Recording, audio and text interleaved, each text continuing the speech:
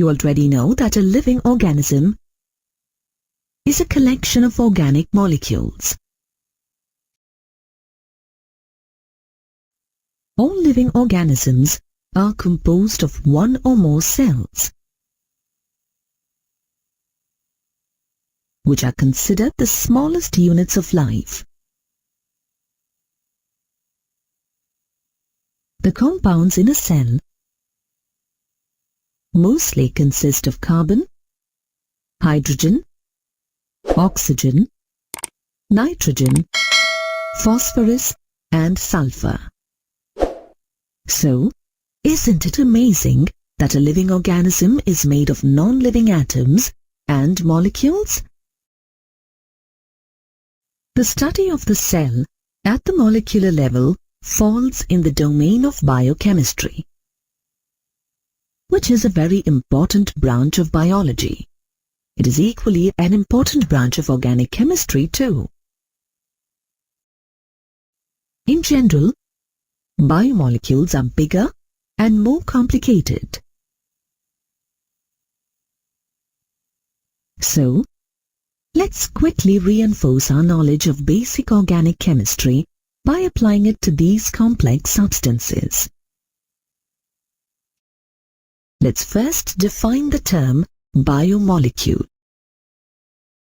A biomolecule is a chemical compound that naturally occurs in living organisms and which are necessary for the existence of all known forms of life.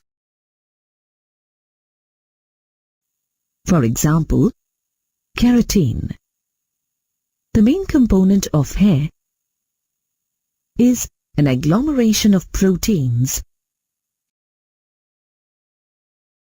Based on molecular mass, biomolecules can be classified into micromolecules and macromolecules.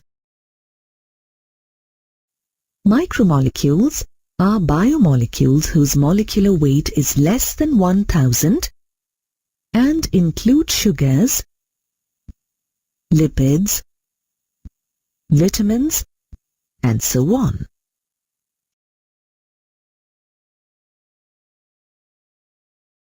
On the other hand, macromolecules are biomolecules whose molecular mass is greater than 1000, which includes proteins, polysaccharides, and nucleic acids.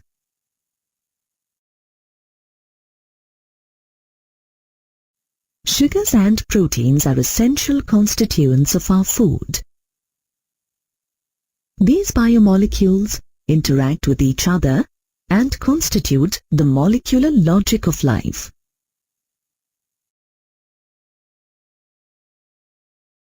Carbohydrates are a vital source of the three basic necessities of life, that is, food, clothing, and shelter.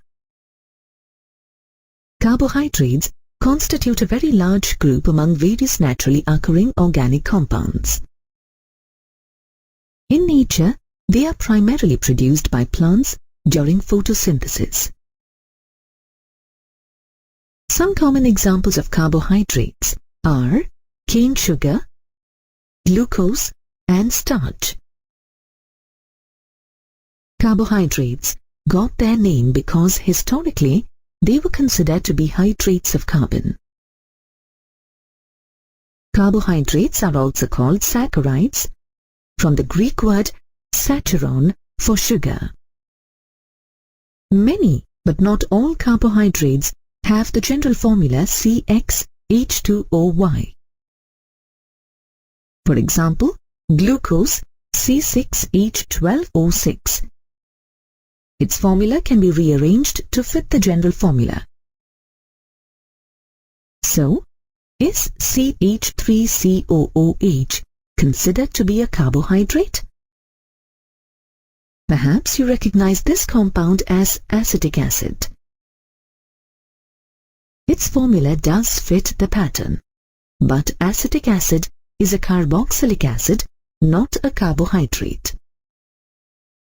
The formula isn't enough to define a substance as a carbohydrate. To be more precise, we will define carbohydrates as optically active polyhydroxyaldehydes or ketones, or compounds that produce such units when hydrolyzed. For example, glucose is a polyhydroxyaldehyde, while fructose is a polyhydroxyketone. Carbohydrates can be classified based on their behavior during hydrolysis. These broad groups include monosaccharides, oligosaccharides, and polysaccharides. Monosaccharides are the basic building blocks of all carbohydrates. Monosaccharides cannot be further hydrolyzed to give a simpler unit. About 20 monosaccharides exist in nature. Glucose, fructose, arabinose, and ribose are some examples of monosaccharides. Oligosaccharides yield 2 to 10 monosaccharide units when hydrolyzed. On the basis of the number of monosaccharide units that are produced on hydrolysis, this group of carbohydrates can be further classified into disaccharides, trisaccharides, tetrasaccharides, and so on. On hydrolysis, a molecule of a disaccharide yields 2 molecules of monosaccharides. In other words, a disaccharide is made up of 2 monosaccharide units. The monosaccharide units that are produced on hydrolysis may be the same or different. Sucrose, lactose, and maltose are examples of disaccharides. On hydrolysis, a molecule of sucrose, commonly called cane sugar or beet sugar, produces a molecule each of glucose and fructose. But a molecule of maltose produces 2 molecules of glucose. Raffinose is a trisaccharide, while stachyose is an example of tetrasaccharide. Polysaccharides yield a large number of monosaccharide units when hydrolyzed. Polysaccharides, which include starch, cellulose, glycogen, and many gums, do not have a sweet taste. Hence, they are referred to as non-sugars. We often use the term sugar to refer to carbohydrates that have a sweet taste. In general, monosaccharides and oligosaccharides are sweet in taste and are therefore referred to as sugars. Everyday examples of sugars include sucrose, found in cane sugar, and lactose, found in milk. Which of these structures is a monosaccharide? Which is a disaccharide? Can you identify an oligosaccharide and a polysaccharide?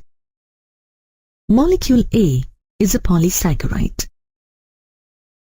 Molecule B is a monosaccharide, while molecule C is an oligosaccharide. Molecule D is a disaccharide. Carbohydrates can also be classified as reducing sugars and non-reducing sugars. Reducing sugars are carbohydrates that reduce Felling's solution or Tollens reagent. On the other hand, non-reducing sugars are carbohydrates that reduce neither Felling's solution nor Tollens reagent. All monosaccharides are reducing sugars. Sucrose would give negative results with both Felling's and Tollens test. Hence, it is a non-reducing sugar. Most disaccharides are reducing sugars, and sucrose is unusual in this respect. Monosaccharides can be further classified into two major categories on the basis of the nature of the carbonyl group present, as aldoses and ketoses. The term aldose is used to describe a monosaccharide that has an aldehydic group. The term ketose is used to describe a monosaccharide that has a keto group. For example, glucose is an aldose, while fructose is a ketose. Aldoses and ketoses can be further classified on the basis of the number of carbon atoms present, as shown here. The prefixes tri, tetra, etc. with the ending -ose indicates the number of carbon atoms present. For example, glucose is a monosaccharide that has 6 carbon atoms with an aldehydic functional group. Hence, it is an aldohexose.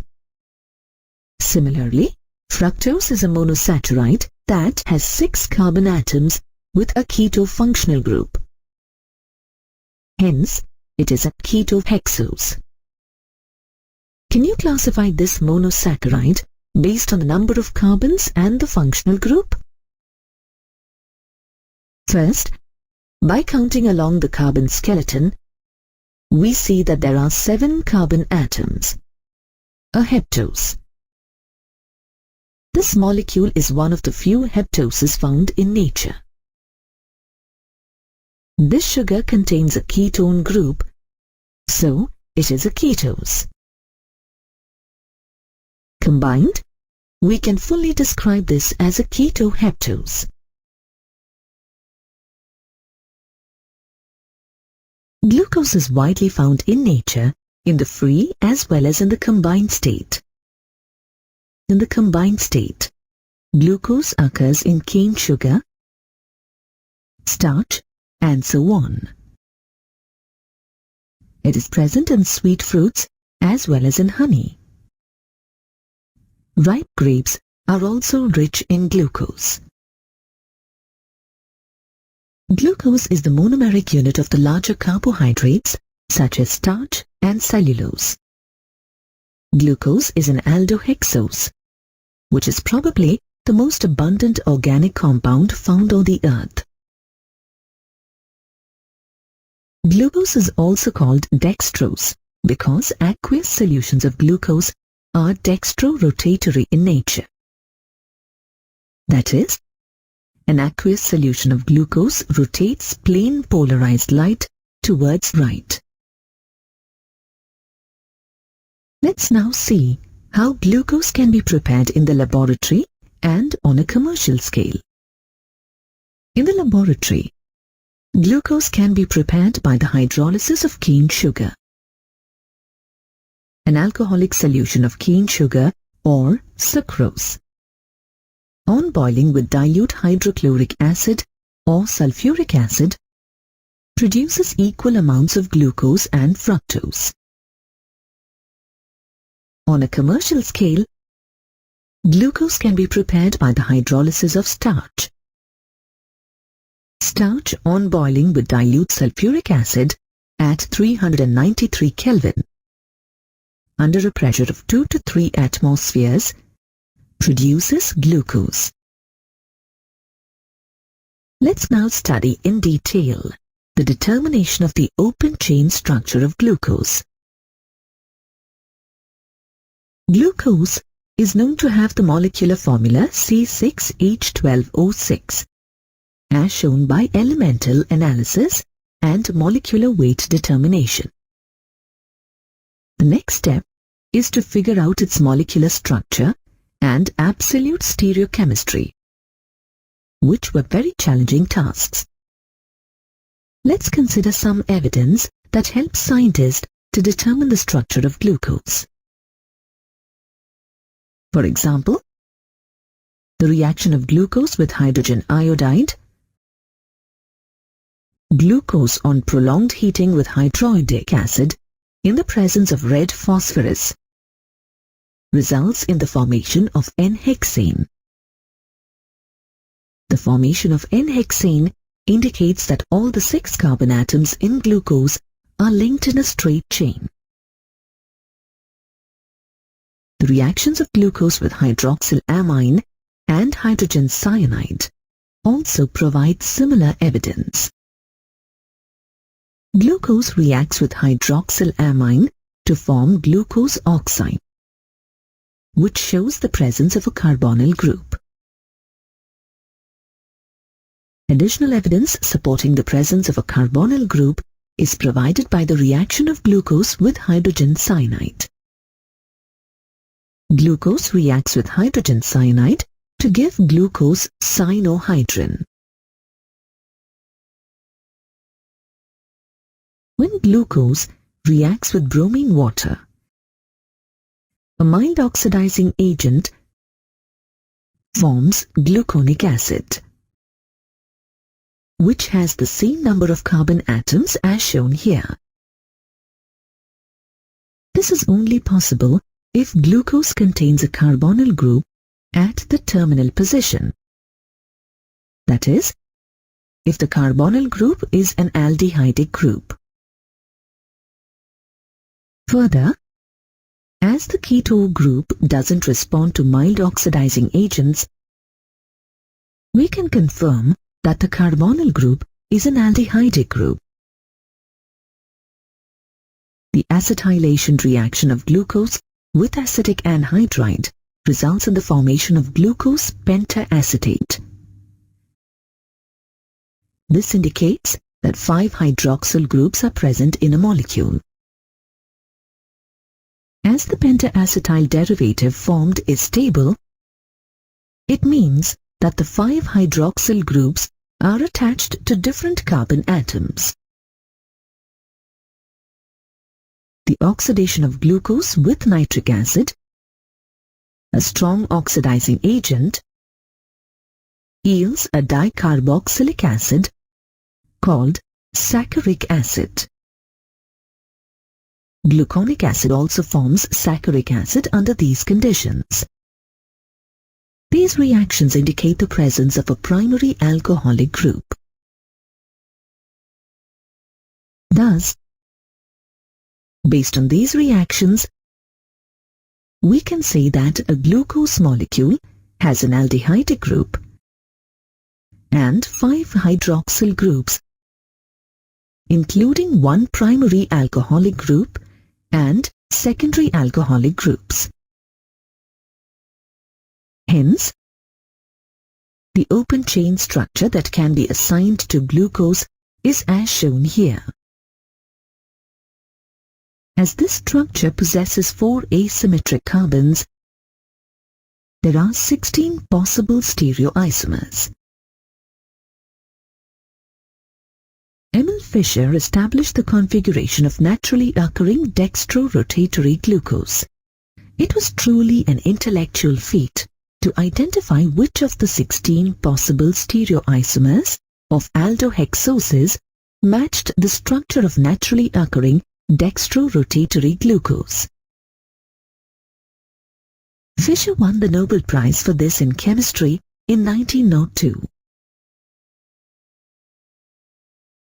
Fischer's projection formulae are widely used to represent the structures of carbohydrates. To assign the configuration of carbohydrate containing more than one chiral center, the lowest asymmetric carbon of a carbohydrate is compared to the configuration of an arbitrarily chosen standard, that is, dextrorotatory glyceraldehyde. Glyceraldehyde is chosen as a standard of reference as it is the simplest carbohydrate that has a single asymmetric carbon that shows optical isomerism.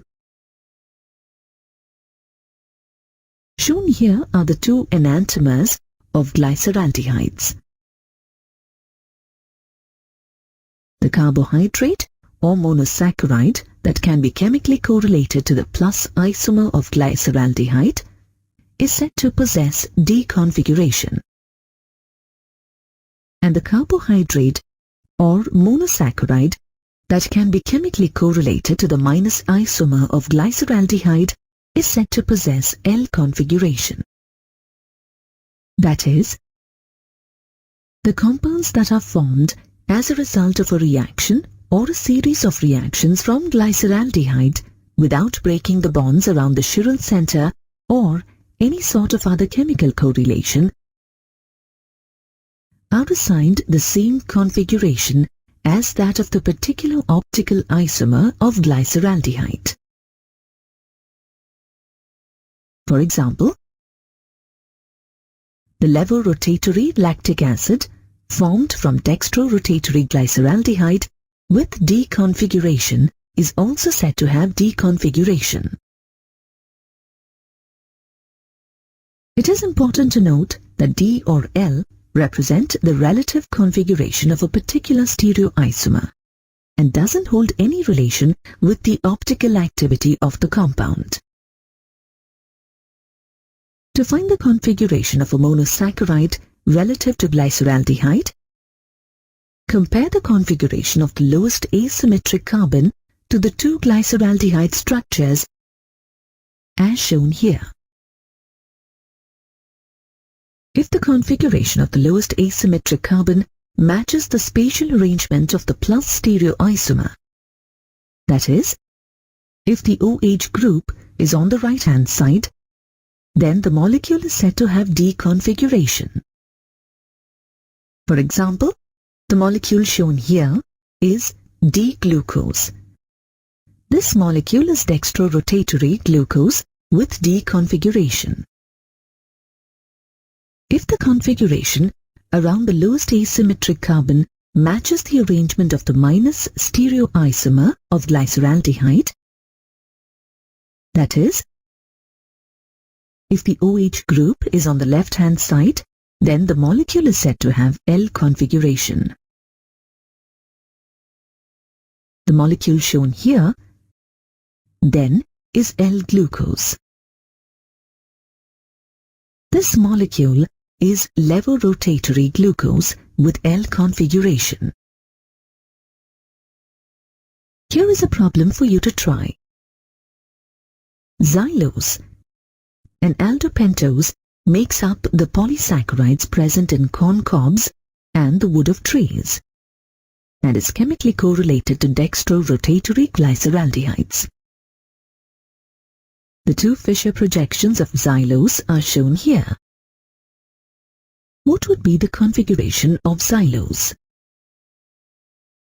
We know that the plus isomer of glyceraldehydes is assigned the configuration D arbitrarily. By comparing the configuration of the lowest asymmetric carbon in xylose with this glyceraldehyde, we can assign the configuration D to xylose. We have already discussed the open chain structure of glucose on the basis of several reactions. However, it was observed that the open chain structure couldn't explain certain properties of glucose. However, these limitations were overcome by the establishment of the cyclic structure of glucose that was proposed on the basis of several experiments and X-ray analysis. Let us first look at certain important reactions that were not explained by the open chain structure. The open chain structure of glucose has an aldehydic group. Hence, it is expected to give a positive Schiff's reagent test. However, it doesn't. Note that in Schiff's test, an orange-colored solution of fuchsin is prepared and then decolorized by reacting it with sodium bisulfite. If an aldehyde is added, such as acetaldehyde, then the solution will turn a vivid purple. Additionally, glucose does not form the hydrogen sulfide addition product when it reacts with sodium hydrogen sulfite. Also, the pentaacetate derivative of glucose does not react with hydroxylamine. This further suggests that there is no free CHO group in glucose. Another observation is that glucose is found to exist in two isomeric forms, alpha and beta. The alpha form has a melting point of 419 Kelvin. It is obtained by crystallizing glucose from a concentrated solution at 303 Kelvin. The beta form has a slightly higher melting point of 423 Kelvin. It is obtained by crystallizing glucose from a hot, saturated aqueous solution at 371 Kelvin. In order to explain these observations, which are not consistent with the open chain structure, a ring structure was proposed for glucose. The work done by many chemists helped establish the cyclic structure of glucose. It accounts for all the objections against the open chain structure. Since the ring structure has no free aldehydic group, glucose does not respond to certain characteristic tests of aldehydes, like Schiff's test and addition reaction with sodium bisulfite. On the other hand, typical aldehydic reactions, such as the formation of cyanohydrin and oxime, which involve the attack of HCN and NH2OH, is presumably due to the open chain structure of glucose that is formed by the opening of the ring. The ring opens when these strong reagents attack it.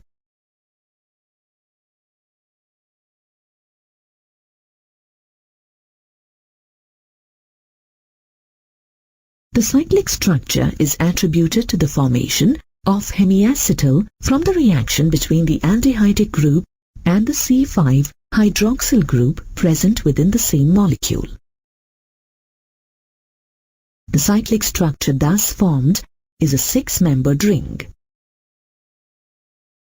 This cyclic structure was experimentally elucidated by Hayward and further confirmed by X-ray analysis.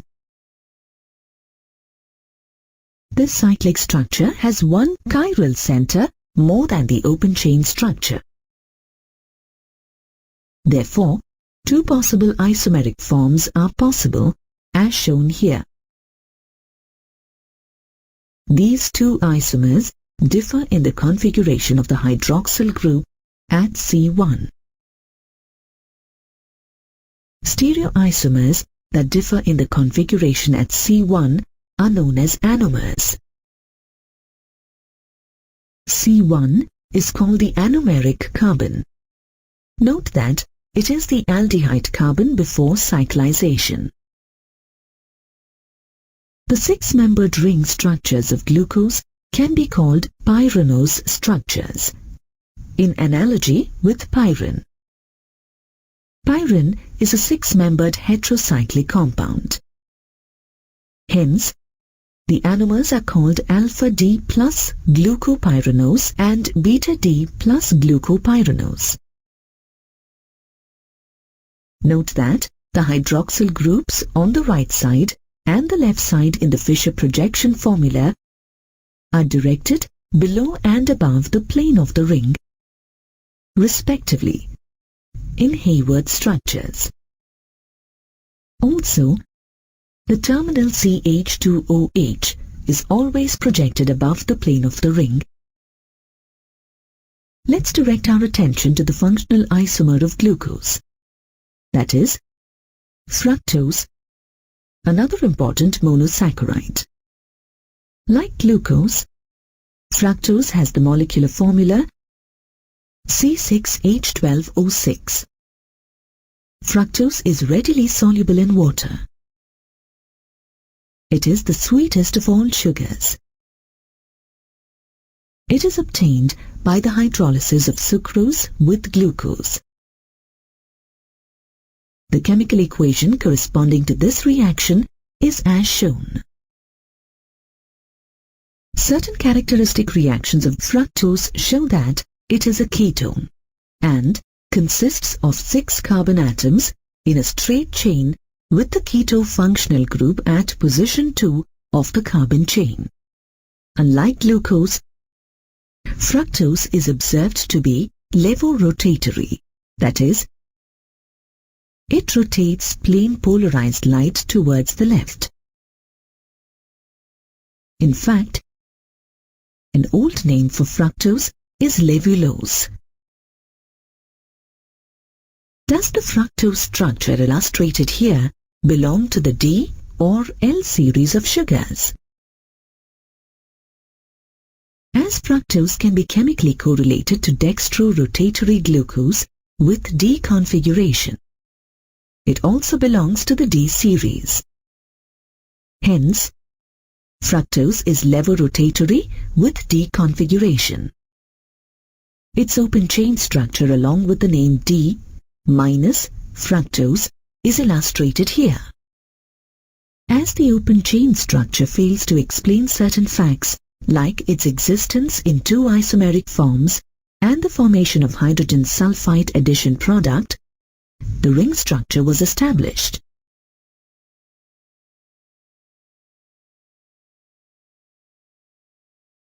The cyclic structure is obtained when the hydroxyl group at C5 gets added to the carbonyl group at C2. The cyclic structure thus obtained is a 5-membered ring. This structure has one chiral center more than the open chain structure. Therefore, there are 2 possible isomeric forms as shown here. The 2 cyclic forms differ in the configuration of the hydroxyl group at C2. These isomers are called anomers. The 5-membered ring structure of fructose is called furanose, in analogy with furan. Furan is a 5-membered heterocyclic compound. The furan molecule contains 4 carbon atoms and 1 oxygen atom. The cyclic structures of the 2 anomers are named alpha D minus fructofuranose and beta D minus fructofuranose. Disaccharides are carbohydrates that yield 2 monosaccharide units on hydrolysis. The hydrolysis of a disaccharide may yield 2 molecules of the same or different monosaccharide. In disaccharides, the 2 monosaccharide units combine and result in the formation of an oxide linkage with the elimination of a water molecule. For example, sucrose with 2 monosaccharides, glucose and fructose, joined together by an oxide linkage is shown in the structure here. Such a linkage, formed when the hydroxyl group of the hemiacetyl carbon of one monosaccharide condenses with the hydroxyl group of another monosaccharide, is called glycosidic linkage. In other words, a linkage between 2 monosaccharide units through an oxygen atom is called glycosidic linkage. The 3 most important disaccharides are sucrose, maltose, and lactose. Let us now focus our attention on their structural aspects. The well-known disaccharide plus sucrose or table sugar is obtained from sugarcane or sugar beets. It has the molecular formula C12H22O11. The hydrolysis of sucrose yields an equimolecular mixture of D plus glucose and D minus fructose. Solutions of sucrose are dextrorotatory, but when sucrose is hydrolyzed, it becomes levorotatory. There is an explanation for this anomaly. The optical rotation of D-glucose is found to be plus 52.7 degrees, and that of D-fructose is minus 92.4 degrees. That is, D-glucose is dextrorotatory with an optical rotation of 52.7 degrees, while D-fructose is levorotatory with an optical rotation of 92.4 degrees. As the magnitude of levorrotation of fructose is greater than the magnitude of dextrorotation of glucose, the mixture obtained by the hydrolysis of sucrose is levorotatory. The sign of optical rotation changes from dextrorotatory to levorotatory during the process of hydrolysis. This is called the inversion of sugar. The levorotatory mixture, which is a mixture of equimolar glucose and fructose obtained from the hydrolysis of dextrorotatory sucrose, is called invert sugar. Invert sugar is the main ingredient of honey.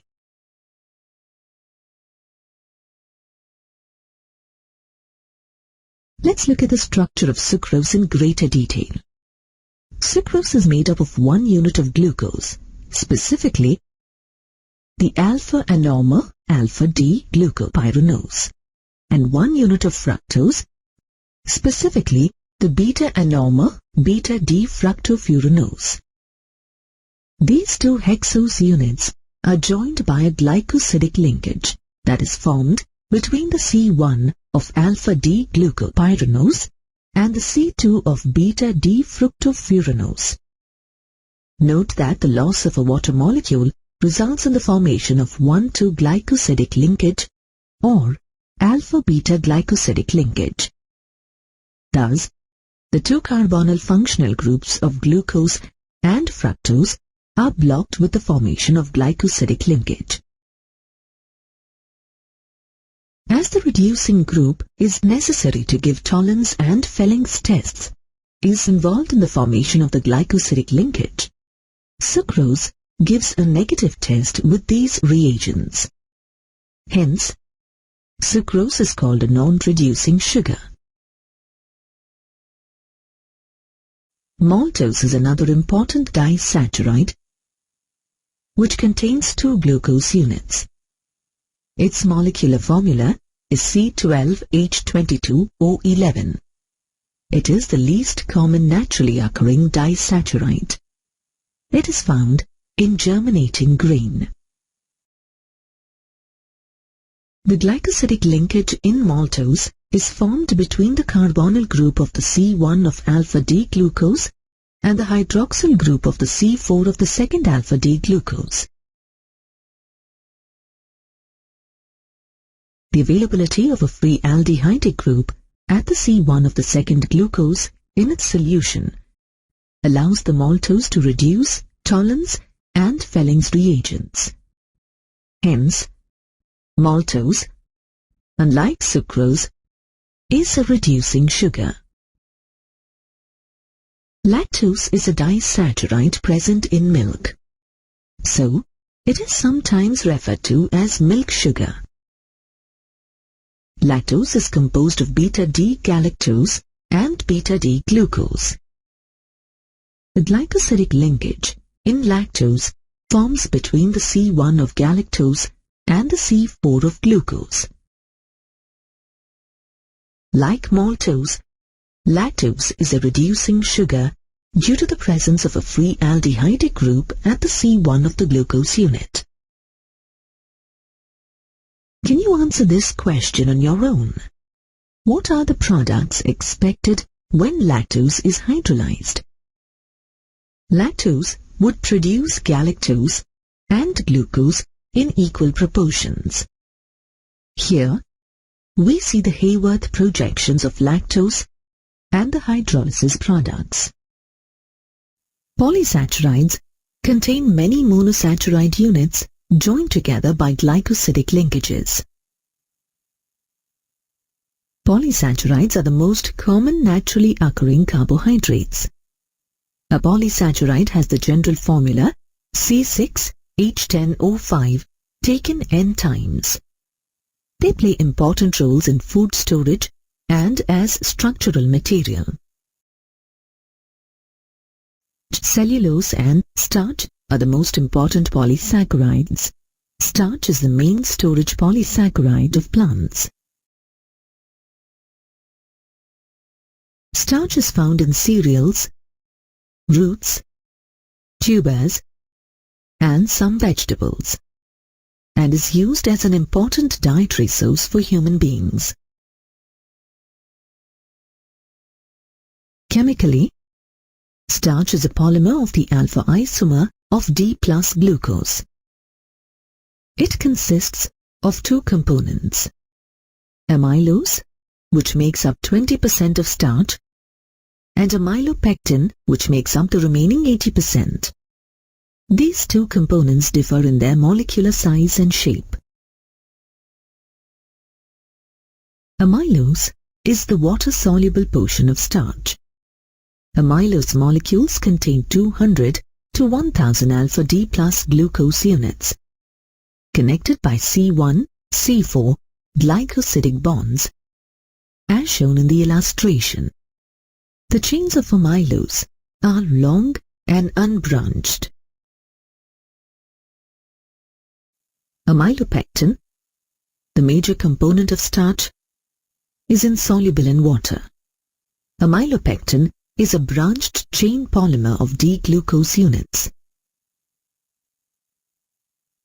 The branched structure consists of several hundred short chains of about 20 to 25 D-glucose units each. An amylopectin molecule may contain as many as 1 million glucose units. The main chain of amylopectin contains alpha-1, 4 linkages between the glucose units, while branching occurs by alpha-1, 6 linkages, that is, C1 to C6 glycosidic linkages. Consider the illustrations here. Which one best represents amylose? Which one best represents amylopectin? You just learned that amylose is an unbranched chain, whereas amylopectin is branched. Therefore, picture A shows amylopectin with its branched chains. Picture B shows amylose. Note that the unbranched chains of amylose often adopt helical structures.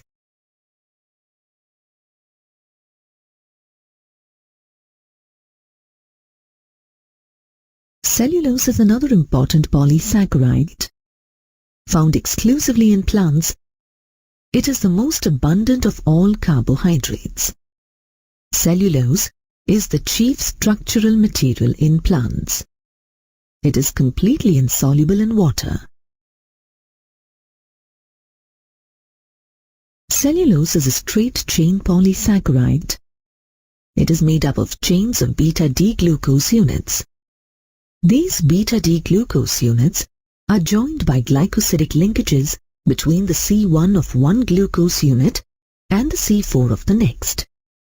These are also called beta-1,4 linkages. Humans cannot digest cellulose, as they don't have the enzymes necessary to do so.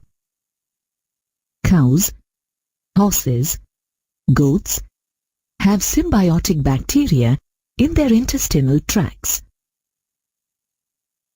These bacteria provide the enzymes for breaking down cellulose. The term dietary fiber refers to cellulose.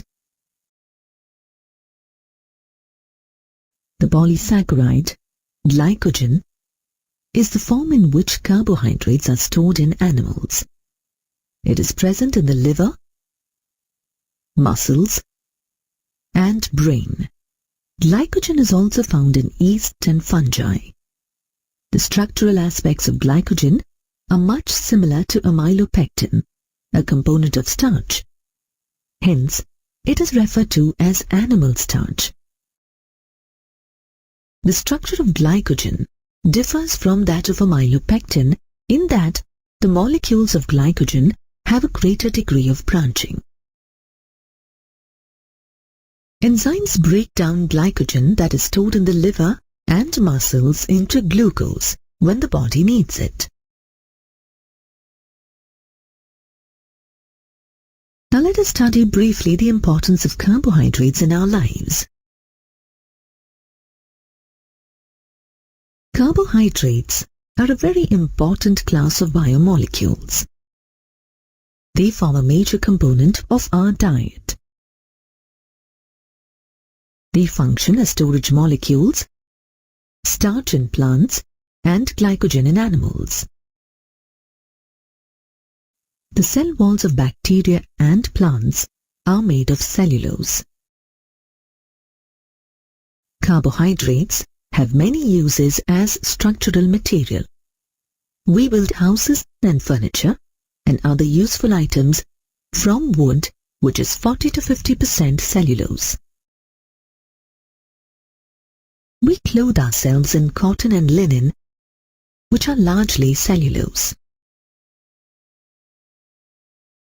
Carbohydrates provide the basis for a variety of industries, including textiles, paper, lacquers, and breweries. Carbohydrates have a number of important biological roles. The sugars D-ribose and 2-deoxy-D-ribose are components of nucleic acids. Glycoproteins and glycolipids, that is, proteins and lipids with attached carbohydrate groups, carry out a variety of important biochemical functions. The word protein is derived from the Greek word proteos, which means primary or of prime importance. Proteins have a number of important biological roles, both structural and functional. They are vital for the growth and maintenance of the body. The dietary sources of protein include milk, cheese, pulses such as beans and lentils, peanuts, fish, and meat. Proteins are polymers of alpha amino acids. Now, what are amino acids? Let us understand. Amino acids are compounds that have one or more amino groups and carboxylic groups in a molecule. On the basis of the relative position of the amino group with respect to the carboxyl group, amino acids are classified into alpha, beta, gamma, and so on. Examples of each class are shown here. In alpha amino acids, the amino group is present on the alpha carbon atom. Similarly, in beta and gamma amino acids, the amino group is present on the beta and gamma carbon atom respectively. An alpha amino acid is illustrated here. R represents the side chain. Alpha amino acids are the building blocks of proteins. Only alpha amino acids are found in naturally occurring proteins.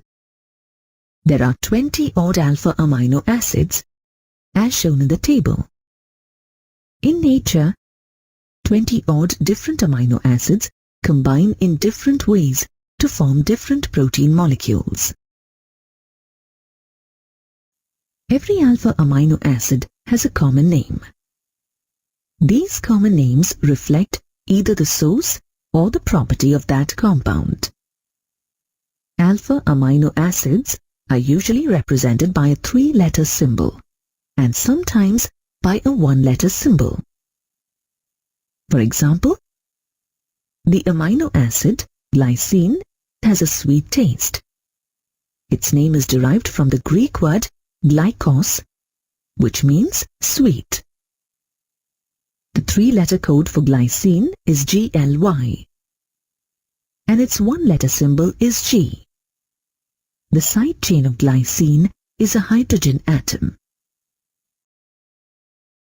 The amino acid triocine was first obtained from cheese.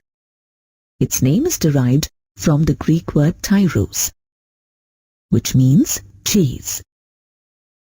The side chain for tyrosine contains an aromatic phenol group.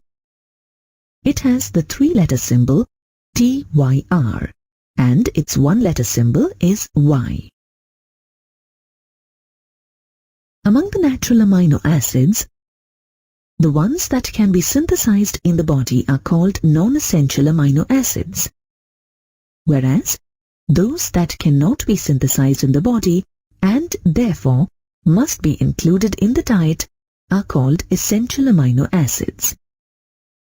Some examples of non-essential amino acids are alanine, serine, and tyrosine, while examples of essential amino acids are histidine, tryptophan, and methionine.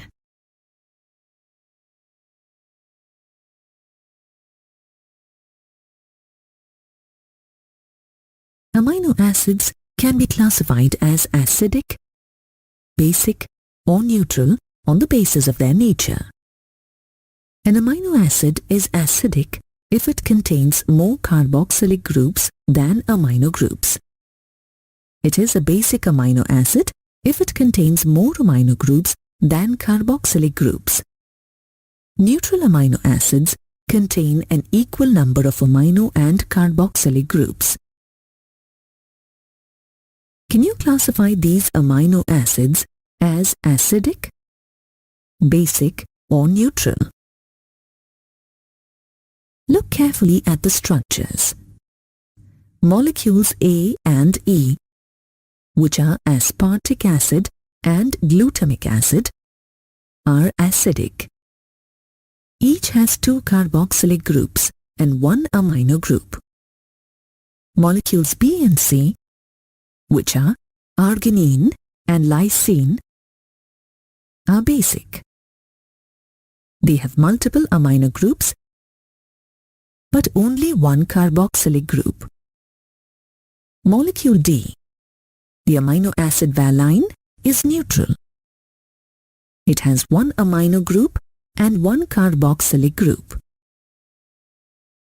Let us now study the physical properties of amino acids.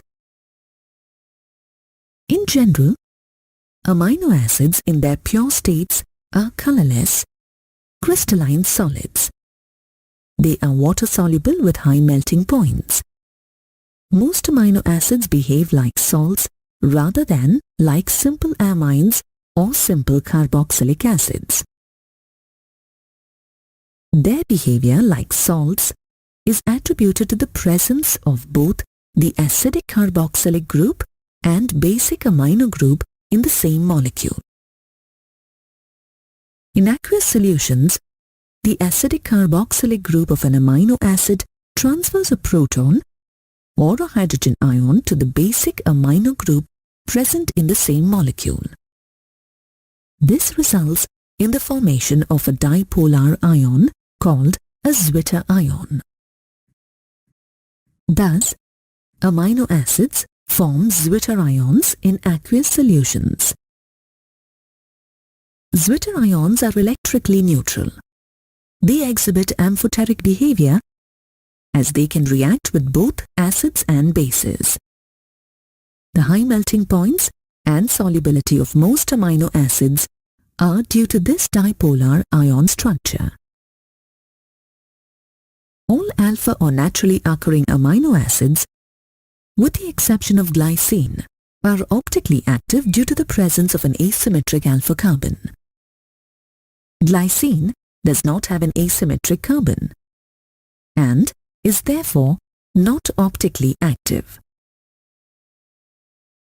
All amino acids except glycine are chemically correlated to levo rotatory glyceraldehyde with L configuration. Hence, amino acids have the configuration L. Notice that in L configurations, the amino group is drawn on the left.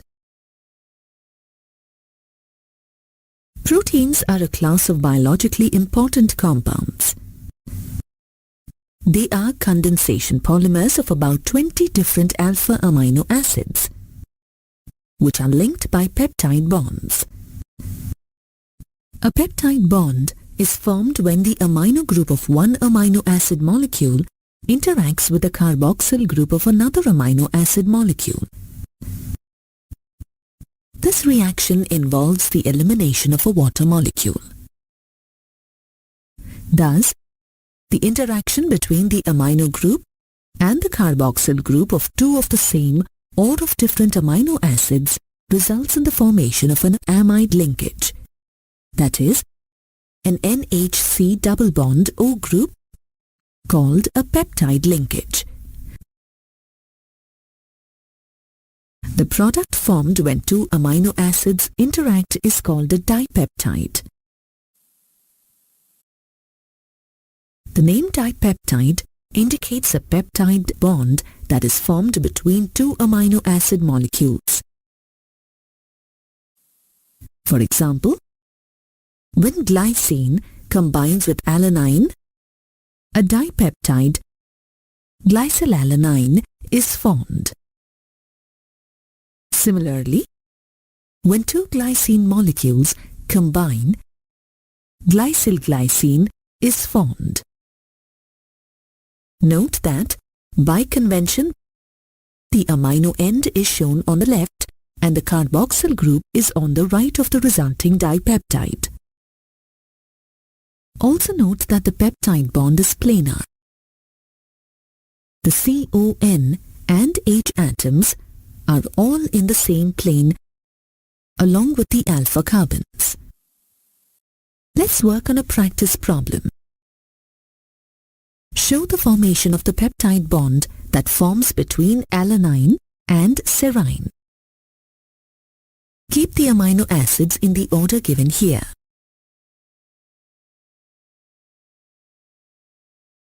It may help to start with the peptide backbone. Then look up the side chains and include them in the correct order. The alanine serine, represented as alicer dipeptide, results.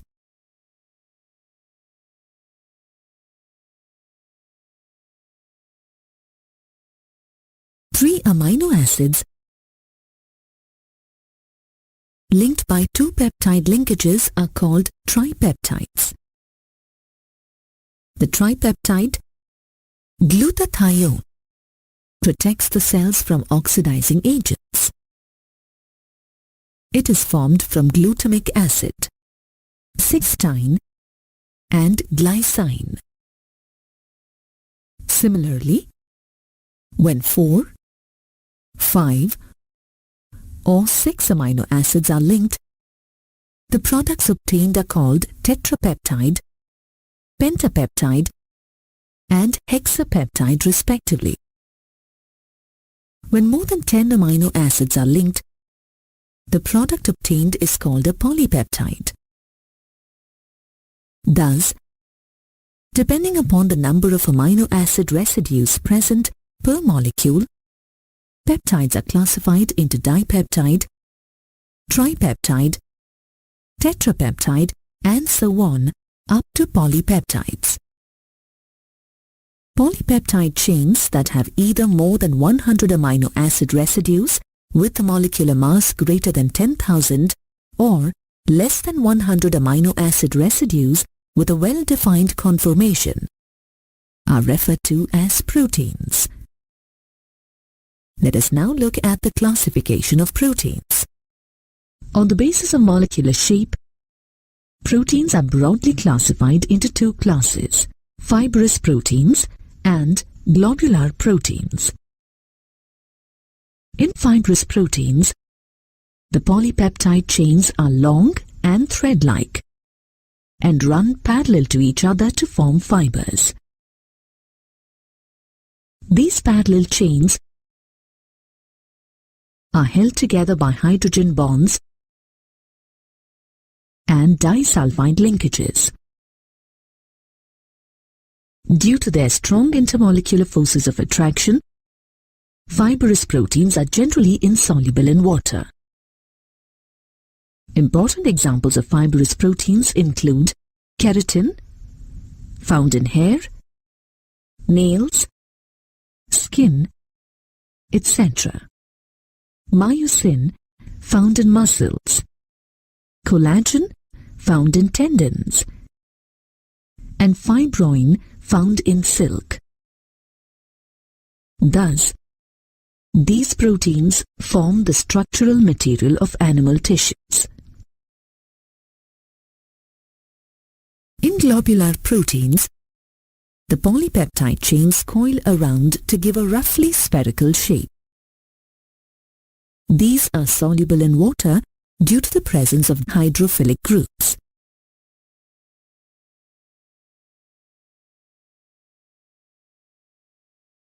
Globular proteins maintain and regulate life processes.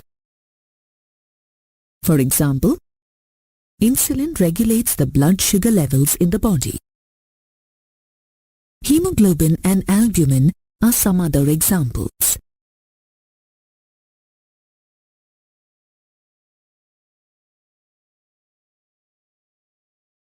Let us now discuss the three-dimensional structure of proteins.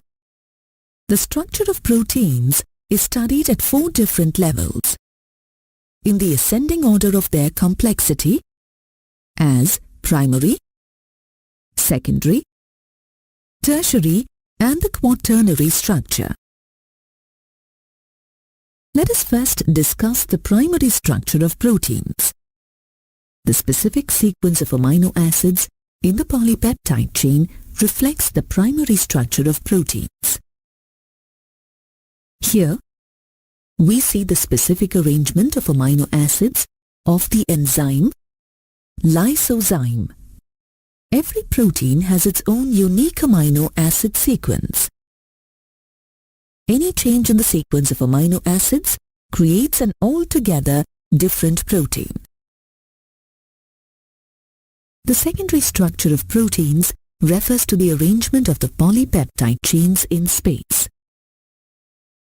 One important type of secondary structure is the alpha helix, illustrated here in a ribbon diagram. Each polypeptide chain is coiled to form a spiral structure called alpha helix. The alpha helix is a right-handed helical chain in which the hydrogen bonding occurs between different pairs of the chain to hold the helix together. The hydrogen bonds occur between the oxygen atom of the carbonyl group of one amino acid residue and the hydrogen atom of the NH group of a different amino acid residue on the adjacent turn of the helix, as shown here. Another common secondary structure in proteins is referred to as beta-pleated sheet structure. The beta-pleated sheet is nowadays referred to as the beta structure. The arrows in the ribbon structure here show the beta structure. The contraction of the peptide chains results in a pleated sheet. The chains lie side by side and are held together by hydrogen bonds. Such a structure is called a beta structure or arrangement. The tertiary structure of proteins describes the further folding of the secondary structure. The tertiary arrangement of helices and sheaths is held together by hydrogen bonding, disulfide linkages, van der Waals forces, and electrostatic forces of attraction. Shown here is the tertiary structure of proteins. The further folding of the secondary structure gives rise to 2 major molecular shapes, fibrous and globular proteins. Let us now look at the quaternary structure. Some proteins consist of multiple polypeptide chains called subunits. The quaternary structure describes how the subunits are arranged in space relative to one another in the complete protein. Hemoglobin is an important example. As As shown in the illustration, the 4 protein chains of hemoglobin are arranged in a compact bundle. A protein found in a biological system with a unique structure and biological activity is referred to as a native protein. In some respects, proteins are rather fragile. Temperature or pH changes can cause a disruption of the hydrogen bonds. When hydrogen bonds break, the globules unfold, the helices unravel, and the beta sheets flatten out. This is called protein denaturation.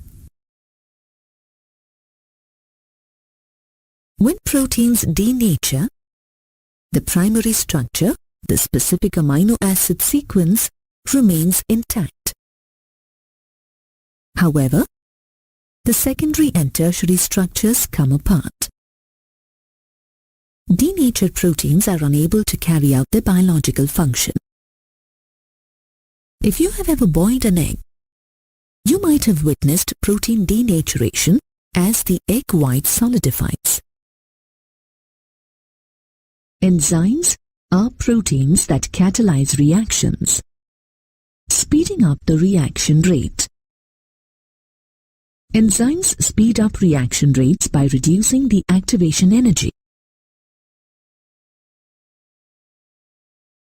Most enzymes are globular proteins. Enzymes catalyze specific reactions regulating a variety of functions in the body. Enzymes are exquisitely sensitive, acting only on a certain substrate or class of substrates.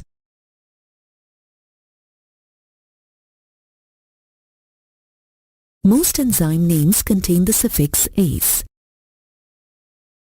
Enzymes may be named after the substrate they act on. For example, the enzyme maltase catalyzes the hydrolysis of maltose to form 2 molecules of glucose. Alternatively, enzymes may be named after the reaction they carry out. Dehydrogenases or oxidases carry out redox reactions.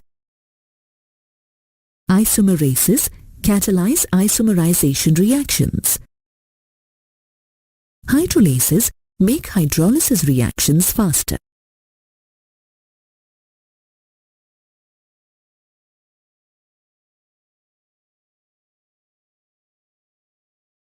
The organic substances that we need in small amounts in our diet and whose deficiency leads to specific diseases are called vitamins.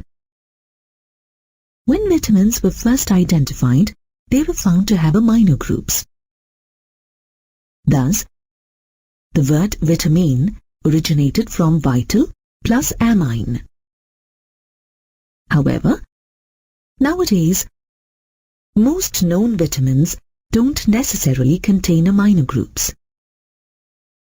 Hence, the word vitamin has been replaced by vitamin. Vitamins perform specific biological functions. They are essential for proper growth and to carry out many vital functions of the body. Most vitamins are involved in utilizing the major nutrients like proteins, fats, and carbohydrates. That is why a diet deficient in vitamins leads to specific diseases. Note that high doses of vitamins can also lead to health problems. Check with your doctor before taking vitamins. When vitamins were first discovered, their chemical nature was not completely known. Therefore, they were named after the alphabets A, B, C, D, and so on. Later, the chemical nature of vitamins was established, and therefore, Now they are referred to by their chemical names, such as retinol, thiamine, riboflavin, ascorbic acid, cholecalciferol, and so on. However, the vitamins are now referred to by their alphabetical nomenclature also.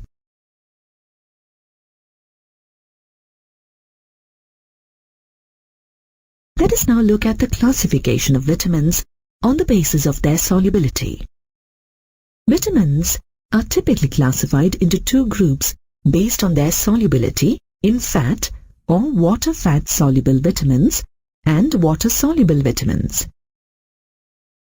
Fat-soluble vitamins are soluble in fats or oils. They are stored in the liver and adipose or fat-storing tissues. Vitamins A, D, E, and K are fat-soluble vitamins. On the other hand, water-soluble vitamins are soluble in water. They are readily excreted and therefore cannot be stored or accumulated in the body. They must be a regular part of your diet. B group vitamins and vitamin C are water-soluble vitamins. Let us study some important aspects of vitamins with respect to their sources and the diseases that their deficiency cause. Vitamin A is an important fat-soluble vitamin.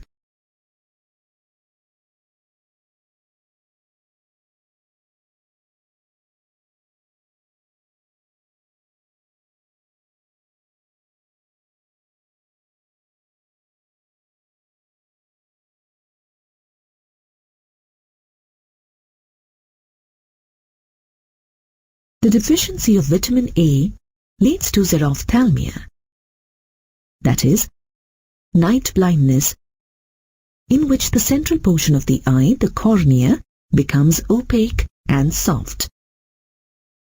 Images of xerophthalmia are quite disturbing. Vitamin D is another important fat-soluble vitamin. Your skin produces vitamin D when exposed to sunlight. Food sources of vitamin D include fish and egg yolk. This vitamin is required for bone growth and calcium metabolism. Vitamin D deficiency leads to rickets, that is, bone deformities in children, including soft and weaker bones. In adults, this is called osteomalacia, characterized by soft bones and joint pains.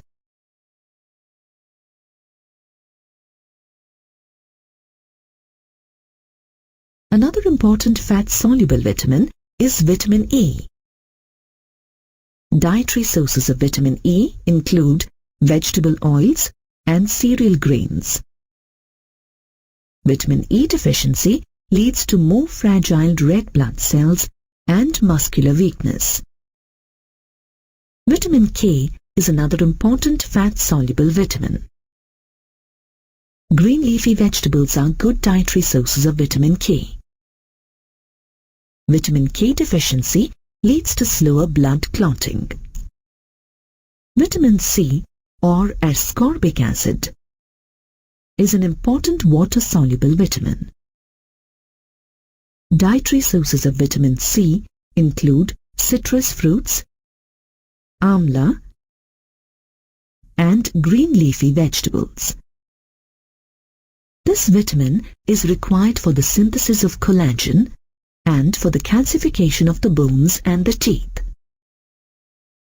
Vitamin C deficiency causes scurvy, characterized by bleeding gums, deformity in bones, etc. B group vitamins are another group of water-soluble vitamins. They are found in meat products, whole grains, milk, and yeast. They are essential for metabolism and the proper utilization of energy sources like carbohydrates, proteins, and fats. B group vitamins include vitamin B1, vitamin B2, vitamin B6, and vitamin B12. Vitamin B1, or thiamine, was the first vitamin to be discovered. The richest source of this vitamin is yeast and the outer layers of cereals like rice, wheat, and millets. A deficiency of this vitamin causes beriberi, which is associated with loss of appetite and retarded growth. Vitamin B2, or riboflavin, is mostly found in milk and milk products, eggs, liver, green leafy vegetables, pulses, wheat, and so on. Insufficient vitamin B2 leads to chelosis, which is characterized by fissuring at the corners of the mouth and lips, digestive problems, and burning sensation in the skin.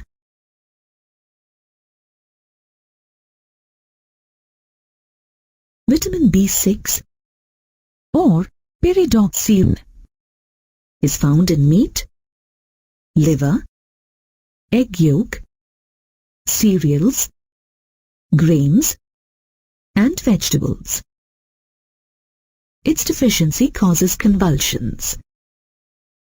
Vitamin B12, or cobalamin, is found in meat, fish, egg, and curd.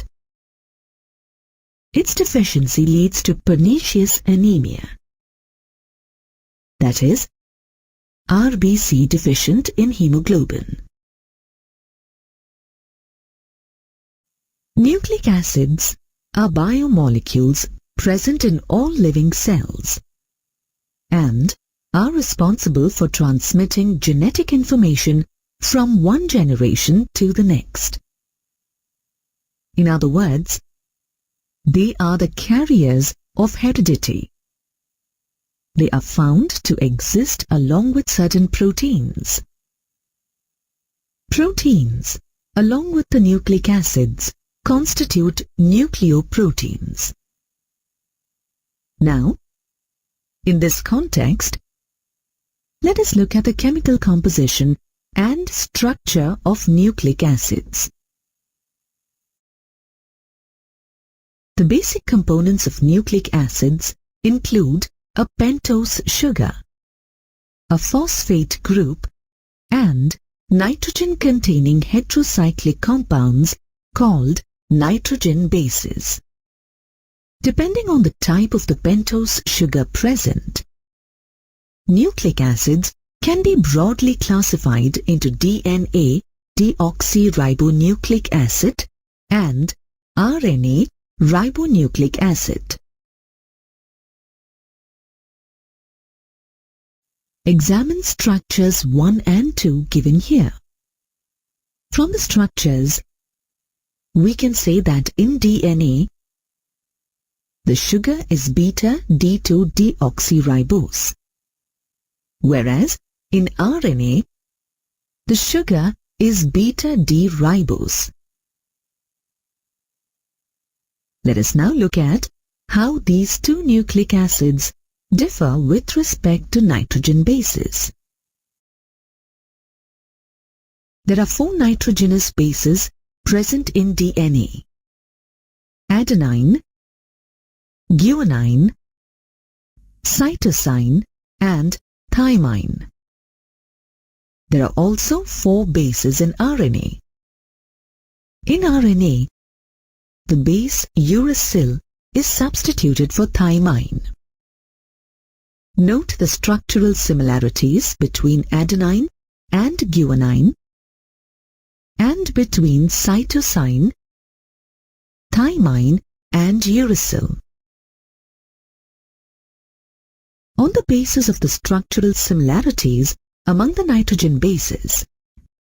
They are broadly categorized into purines and pyrimidines. Adenine and guanine are purines, while cytosine, thymine and uracil are pyrimidines. A nitrogenous base attached to the C1 prime carbon of the sugar is called a nucleoside or a base sugar unit. The nucleoside, adenosine, is shown here. Note that we number the sugar carbons in nucleosides as 1', 2', and so on as shown.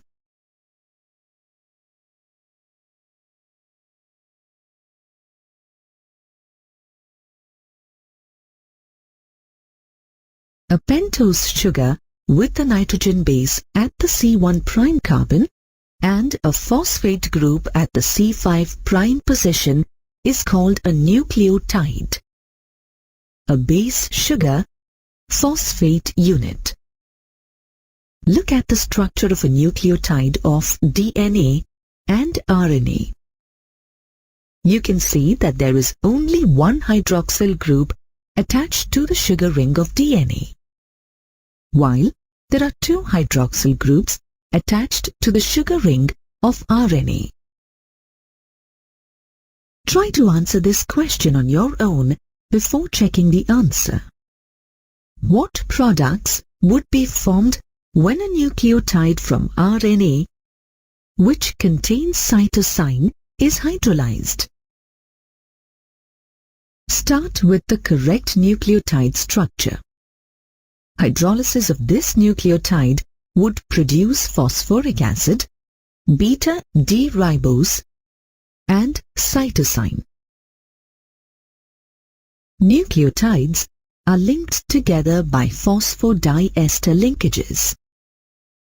These nucleotides, which are linked by phosphate ester bonds, connect the 5' phosphate group to the hydroxyl group of the sugar at the 3' position, as shown in the diagram. The backbone of a polynucleotide chain is a repeating sequence of sugar phosphate. The sequence of nucleotides in the chain of a nucleic acid is the primary structure of the nucleic acid DNA or RNA. The sequence in which the 4 nitrogen bases are attached to the sugar phosphate backbone of a DNA strand is called the primary structure of DNA.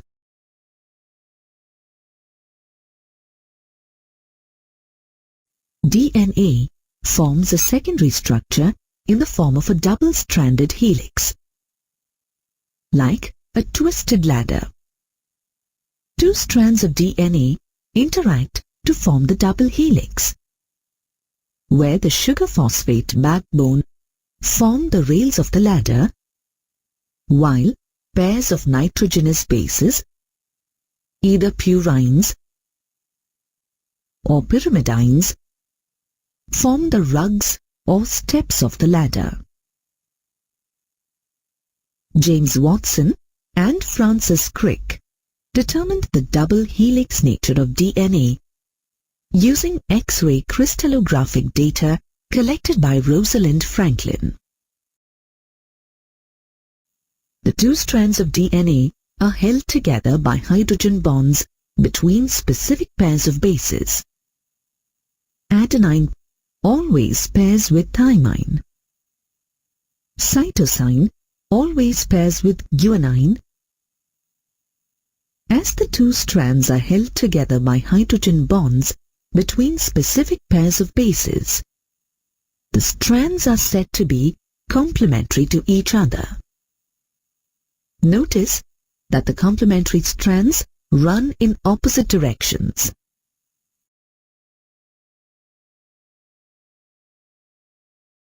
Let's look at the nucleotide pairing in greater detail. A purine base of one strand is paired with a pyrimidine base on the other strand. 2 hydrogen bonds are formed when adenine pairs up with thymine. When a guanine base pairs with cytosine, 3 hydrogen bonds form between the bases. Try to answer this question on your own before checking the answer. In RNA, which nitrogenous bases form hydrogen bonds with uracil? The structure of uracil is shown here. Notice the structural similarities between uracil and thymine. Therefore, in RNA, uracil forms a complementary base pair with adenine. 2 hydrogen bonds are present between the bases. Can you answer this question on your own? Given here is the sequence of nucleotides in a strand of DNA. What is the nucleotide sequence in the complementary strand? Remember that the complementary strand runs in the opposite direction and that T pairs with A, while C pairs with G. Therefore, the sequence of the complementary strand can be readily worked out. While DNA is found as a double helix, RNA is single-stranded. The strand may fold back on itself to form helical motifs, such as stem loops or hairpin structures.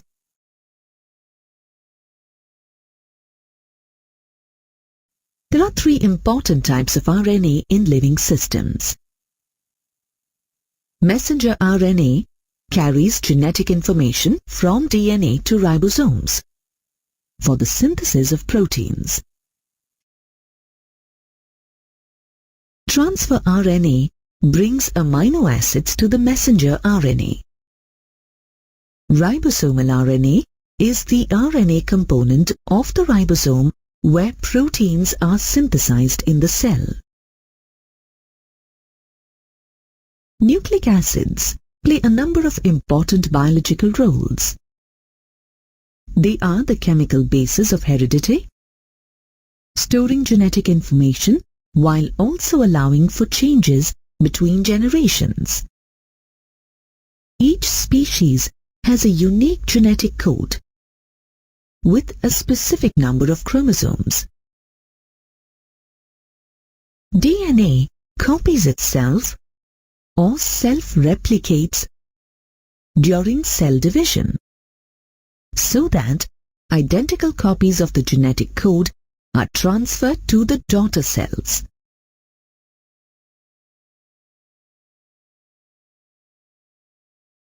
Nucleic acids are vital for protein synthesis.